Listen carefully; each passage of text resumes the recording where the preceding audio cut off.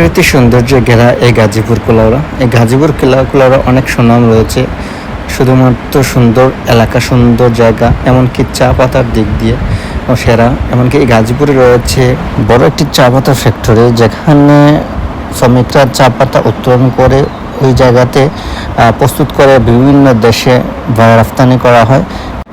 আর আজকে আমাদের উদ্দেশ্য হচ্ছে আমরা ইফতার করব গাজীপুর একটি সুন্দরতম প্লেসে, যাকে মিনি সাজেক বলা হয়।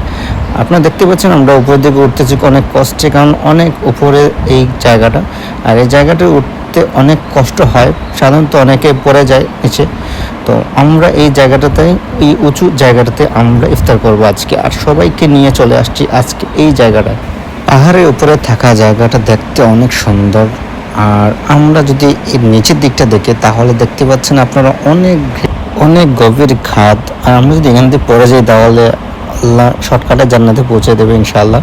আর আমাদের যে বাইকগুলো চলে আসছে, আমরা এখানে ইফতার করব।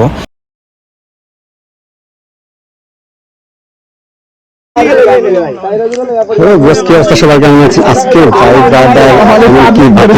নিয়ে চলে আসলাম এখানে ইফতার প্লেসটা দেখতে পাচ্ছেন কিরকম।